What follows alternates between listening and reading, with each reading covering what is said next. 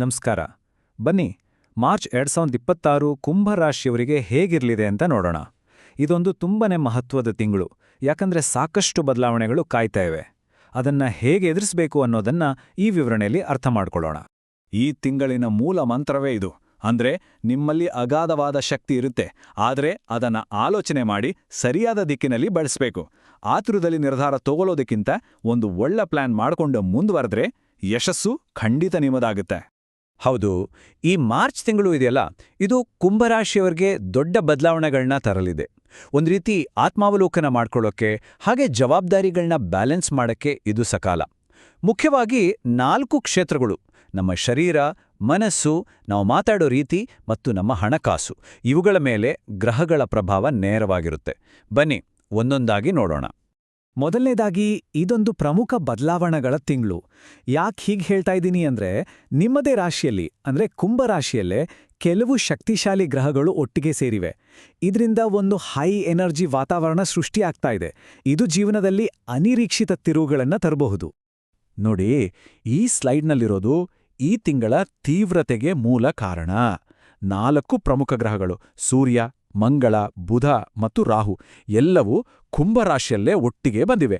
ಅಂದ್ರೆ ಸೂರ್ಯ ಆತ್ಮವಿಶ್ವಾಸ ಕೊಟ್ರೆ ಮಂಗಳ ಶಕ್ತಿ ಕೊಡುತ್ತೆ, ಬುಧ ನಮ್ಮ ಮಾತುಕತೆ ಮೇಲೆ ಪ್ರಭಾವ ಬೀರಿದ್ರೆ ರಾಹು ಅನಿರೀಕ್ಷಿತ ಘಟನೆಗಳನ್ನು ತರುತ್ತೆ.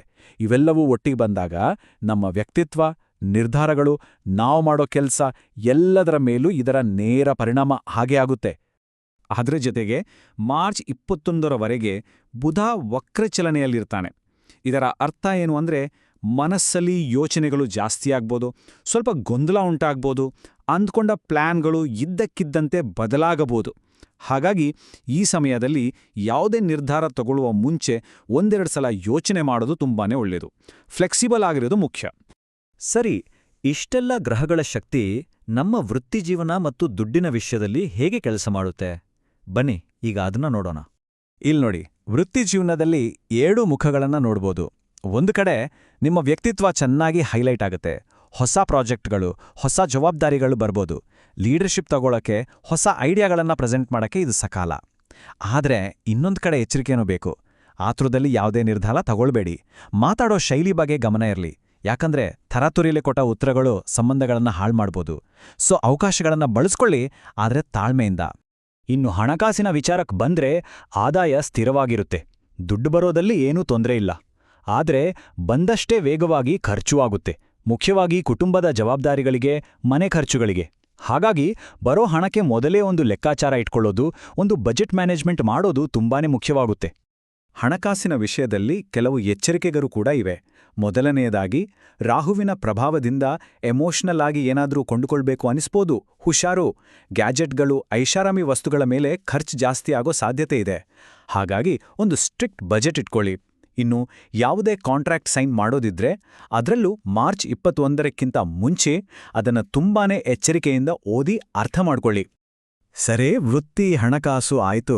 ಇನ್ನು ಈ ಗ್ರಹಗಳ ತೀವ್ರತೆ ನಮ್ಮ ಪ್ರೀತಿ, ಕುಟುಂಬ ಸಂಬಂಧಗಳ ಮೇಲೆ ಹೇಗೆ ಪರಿಣಾಮ ಬೀರಬಹುದು ಅಂತ ನೋಡೋಣ. ಈ ತಿಂಗಳು ನಿಮ್ಮಲ್ಲಿರೋ ಎನರ್ಜಿ ತುಂಬಾನೇ ಡೈರೆಕ್ಟ್ ಆಗಿರುತ್ತೆ. ಹಾಗಾಗಿ ನಾವು ಹೇಗೆ ಮಾತಾಡ್ತೀವಿ ಅನ್ನೋದು ಬಹಳ ಮುಖ್ಯವಾಗುತ್ತೆ.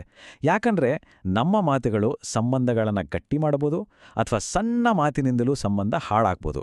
ಹಾಗಾದ್ರೆ ಹೇಗೆ ಮಾತಾಡಬೇಕು? ಉತ್ತರ ಸರಳವಾಗಿದೆ. ಪ್ರಾಮಾಣಿಕವಾಗಿರಿ, ಆದರೆ ಯಾರ ಮನಸ್ಸಿಗೂ ನೋವಾಗದಂತೆ. ಸತ್ಯವನ್ನೇ ಹೇಳಿ, ಆದರೆ ಅದನ್ನ ಪ್ರೀತಿ, ಸಹಾನುಭೂತಿಯಿಂದ ಹೇಳಿ. ನಮ್ಮ ಉದ್ದೇಶ ಒಳ್ಳೆಯದೇ ಆಗಿರಬಹುದು, ಆದರೆ ಅದನ್ನ ಹೇಳೋ ರೀತಿ ಕೂಡ ಅಷ್ಟೇ ಮುಖ್ಯ ಅಲ್ವಾ? ಕುಟುಂಬದಲ್ಲಿ ಹಣಕಾಸಿನ ಬಗ್ಗೆ, ಮಕ್ಕಳ ಭವಿಷ್ಯದ ಬಗ್ಗೆ ಅಥವಾ ಬೇರೆ ಜವಾಬ್ದಾರಿಗಳ ಬಗ್ಗೆ ಚರ್ಚೆಗಳು ಖಂಡಿತ ಆಗುತ್ತವೆ. ಈ ಮಾತುಕತೆಗಳು ಅಗತ್ಯನೂ ಕೂಡ. ಆದರೆ ಬೇರೆಯವರ ದೃಷ್ಟಿಕೋನವನ್ನ ಅರ್ಥ ಮಾಡಿಕೊಳ್ಳಕ್ಕೆ ಪ್ರಯತ್ನಿಸಿ. ಕೆಲವೊಮ್ಮೆ ಮನೆಯವರ ಮಾತುಗಳು ಸ್ವಲ್ಪ ಕಠಿಣ ಅನಿಸ್ಬೋದು, ಆದರೆ ಅದರಲ್ಲಿ ಸತ್ಯ ಇರೋ ಸಾಧ್ಯತೆ ಇರುತ್ತೆ. ಹಾಗಾಗಿ ತಾಳ್ಮೆಯಿಂದ ಕೇಳಿಸಿಕೊಳ್ಳೋದು ಉತ್ತಮ. ಇಷ್ಟೆಲ್ಲ ಹೈ ಎನರ್ಜಿ ಇರೋ ಈ ತಿಂಗಳನ್ನ ನಿಭಾಯಿಸಬೇಕಂದ್ರೆ ನಮ್ಮ ದೈಹಿಕ ಮತ್ತು ಮಾನಸಿಕ ಆರೋಗ್ಯದ ಕಡೆ ಗಮನ ಕೊಡೋದು ತುಂಬಾನೇ ಅವಶ್ಯಕ. ಈ ಗ್ರಹಗಳ ಸಂಯೋಜನೆಯಿಂದಾಗಿ ಆರೋಗ್ಯದ ಮೇಲೆ ಕೆಲವು ಪರಿಣಾಮಗಳು ಆಗಬಹುದು. ದೈಹಿಕವಾಗಿ ನೋಡೋದಾದ್ರೆ ದೇಹದ ಉಷ್ಣತೆ ಹೆಚ್ಚಾಗೋದು, ಉರಿಯೂತ, BP, ತಲೆನೋವಿನಂತಹ ಸಮಸ್ಯೆಗಳು ಕಾಣಿಸ್ಕೊಳ್ಬಹುದು. ಇನ್ನು ಮಾನಸಿಕವಾಗಿ ಸುಸ್ತು, ಗೊಂದಲ, ಓವರ್ ಥಿಂಕಿಂಗ್ ಮತ್ತೆ ನಿದ್ದೆ ಸರಿ ಬರದೇ ಇರೋದು, ಈ ತರಹದ ಸಮಸ್ಯೆಗಳು ಬರಬಹುದು. ಹಾಗಾಗಿ ಶರೀರ ಮತ್ತು ಮನಸ್ಸು ಎರಡರ ಬಗ್ಗೆನೂ ಗಮನ ಇಡೋದು ಬಹಳ ಮುಖ್ಯ. ಹಾಗಾದ್ರೆ ಏನ್ ಮಾಡ್ಬೋದು? ಮೊದಲನೇದಾಗಿ ಪ್ರತಿದಿನ ಸ್ವಲ್ಪ ಫಿಸಿಕಲ್ ಆಕ್ಟಿವಿಟಿ ಇರಲಿ. ವಾಕಿಂಗ್, ಲೈಟ್ ಎಕ್ಸಸೈಸ್ ಅಥವಾ ಯೋಗ ಮಾಡಿ. ಎರಡನೇದಾಗಿ ದಿನಕ್ಕೆ ಒಂದು 10-15 ನಿಮಿಷ ಡೀಪ್ ಬ್ರೀದಿಂಗ್ ಪ್ರಾಕ್ಟೀಸ್ ಮಾಡಿ. ಇದು ಮನಸ್ಸನ್ನ ಶಾಂತ ಮಾಡುತ್ತೆ. ಧ್ಯಾನ ಮಾಡೋದು ಅಥವಾ ಭಕ್ತಿ ಸಂಗೀತ ಕೇಳೋದು ಕೂಡ ತುಂಬಾನೇ ಸಹಾಯ ಮಾಡುತ್ತೆ. ವಿದ್ಯಾರ್ಥಿಗಳಾಗಿದ್ರೆ ಸೋಷಿಯಲ್ ಮೀಡಿಯಾದಂತಹ ಡಿಸ್ಟ್ರಾಕ್ಷನ್ಸ್ಗಳಿಂದ ಸ್ವಲ್ಪ ದೂರ ಇರೋದು ಉತ್ತಮ. ಸರಿ, ಕೊನೆಯದಾಗಿ ಈ ಮಾರ್ಚ್ ತಿಂಗಳನ್ನ ಯಶಸ್ವಿಯಾಗಿ ದಾಟೋಕೆ ಕೆಲವು ಸರಳವಾದ ಮಾರ್ಗದರ್ಶನ ಮತ್ತು ಪರಿಹಾರಗಳನ್ನ ನೋಡೋಣ. ಇವನ್ನ ಒಂದು ಟೂಲ್ ಕಿಟ್ ಅಂತ ಅನ್ಕೊಳ್ಬಹುದು. ಮೊದಲನೇದು, ಶನಿವಾರದಂದು ಶನಿದೇವನಿಗೆ ತೈಲಾಭಿಷೇಕ ಮಾಡಿಸಿ. ಎರಡನೇದು, ಶಕ್ತಿ ಮತ್ತು ಧೈರ್ಯಕ್ಕಾಗಿ ಪ್ರತಿದಿನ ಹನುಮಾನ್ ಚಾಲೀಸ ಪಠಿಸಿ. ಮೂರನೇದು, ವಿಷ್ಣು ಸಹಸ್ರನಾಮ ಪಠಣ ಮಾಡಿ. ಇದು ಮನಸ್ಸಿಗೆ ಸ್ಪಷ್ಟತೆ ಕೊಡುತ್ತೆ. ನಾಲ್ಕನೇದಾಗಿ, ಮಂಗಳ ಮತ್ತು ರಾಹುವಿನ ಶಕ್ತಿಯನ್ನ ಬ್ಯಾಲೆನ್ಸ್ ಮಾಡೋಕೆ ಸುಬ್ರಹ್ಮಣ್ಯ ಸ್ವಾಮಿ ಮತ್ತು ದುರ್ಗಾದೇವಿಯ ಪೂಜೆ ಮಾಡಿ. ಕೊನೆಯದಾಗಿ, ಕೈಲಾದ ಸಹಾಯವನ್ನ ಮಾಡಿ. ಈ ಪರಿಹಾರಗಳನ್ನ ಶ್ರದ್ಧೆಯಿಂದ ಮಾಡಿದ್ರೆ ಖಂಡಿತ ಸಕಾರಾತ್ಮಕ ಫಲಿತಾಂಶಗಳನ್ನ ನೋಡ್ಬೋದು. ಹಾಗಾದ್ರೆ ಇಷ್ಟೆಲ್ಲ ಬದಲಾವಣೆಗಳು ನಡೀತಿರುವ ಈ ತಿಂಗಳಲ್ಲಿ ನಮ್ಮ ಮೊದಲ ಆದ್ಯತೆ ಯಾವುದಕ್ಕಿರಬೇಕು?